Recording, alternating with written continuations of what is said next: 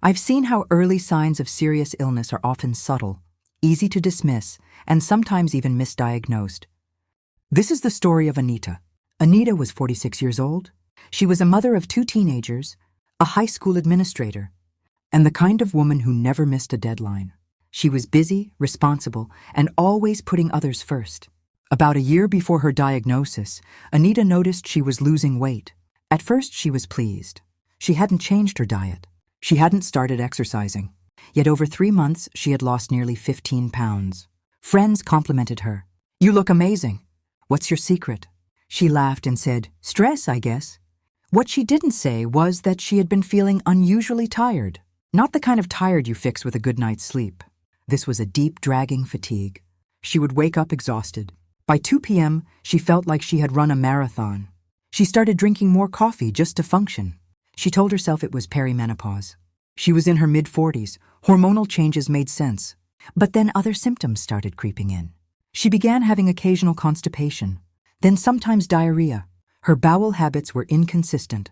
She noticed her stools were thinner than usual, almost pencil-like, but she didn't think much of it. She also experienced bloating and mild cramping in her lower abdomen. Nothing severe, just discomfort.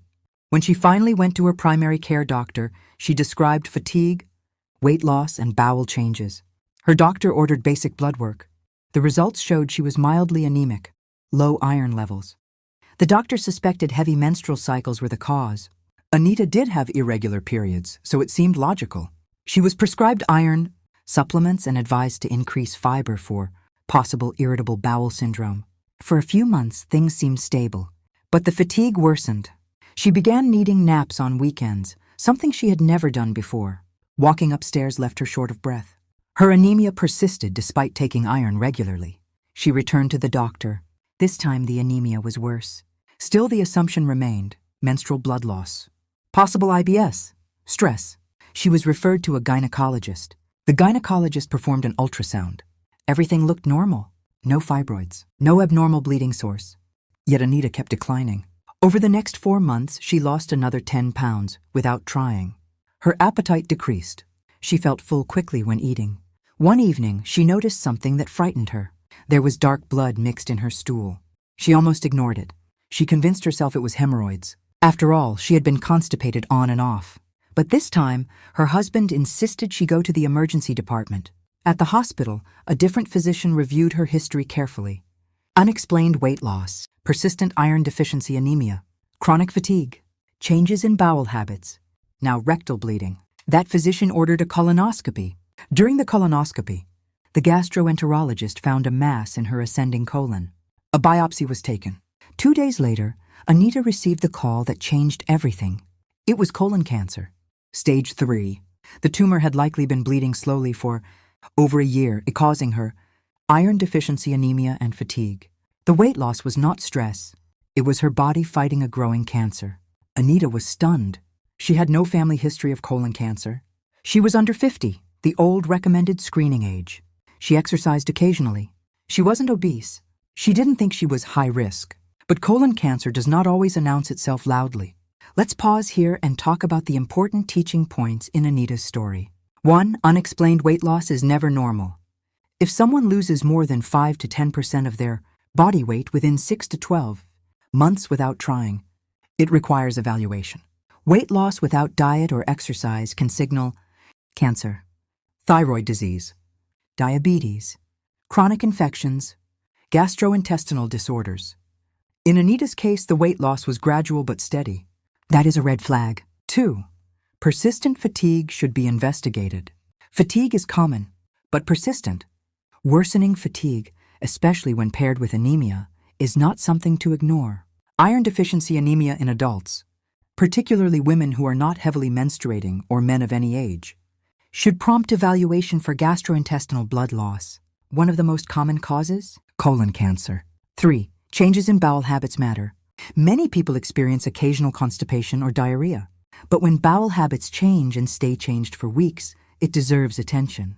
Warning signs include persistent constipation or diarrhea, narrow stools, blood in stool, feeling like you cannot completely empty your bowels, ongoing abdominal discomfort, Anita had several of these, but they were mild and gradual, making them easy to dismiss. 4. Misdiagnosis can happen. Self-advocacy is crucial. Doctors are human. They often look for common explanations first. Stress, hormonal changes, irritable bowel syndrome, hemorrhoids. These are far more common than colon cancer, especially in someone under 50.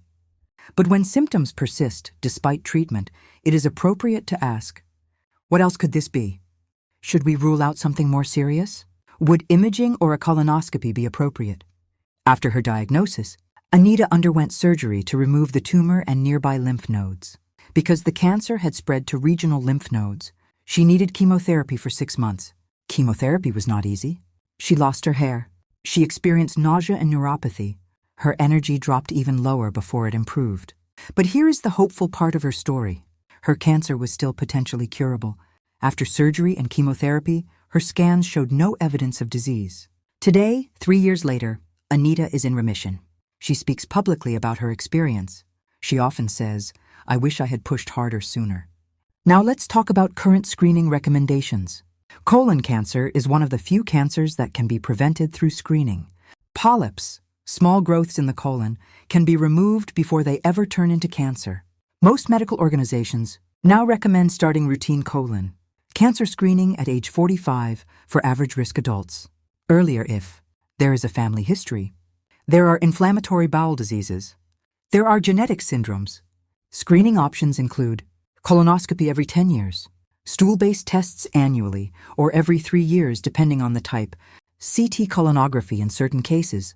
A colonoscopy not only detects cancer, it can prevent it. An important note. Colon cancer rates in adults under 50 have been rising over the past 2 decades. Many younger patients are initially misdiagnosed because both patients and providers assume they are too young. You are never too young to listen to your body. If Anita's story teaches us anything, it is this. Do not normalize persistent symptoms. Do not ignore unexplained weight loss. Do not assume severe fatigue is just stress. Do not dismiss blood in your stool. And if something does not feel right, speak up. Early-stage colon cancer often has no symptoms at all. But when symptoms do appear, they are often subtle and easy to rationalize. The difference between stage 1 and stage 3 cancer can be time, sometimes months. The earlier colon cancer is detected, the higher the survival rate. At localized stages, the 5-year survival rate is very high. At advanced stages, it drops significantly. Anita was fortunate. Her story could have ended very differently if she had waited longer.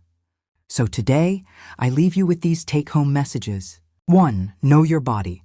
2. Track unexplained changes. 3. Follow up on abnormal lab results. 4. Advocate for further testing if symptoms persist. 5. Get screened at the recommended age, even if you feel fine. Your health is not an inconvenience. Your symptoms are not an annoyance. They are messages. Listen to them, because sometimes what looks like stress, what feels like aging, what seems like minor digestive trouble, could be something much more serious. Thank you.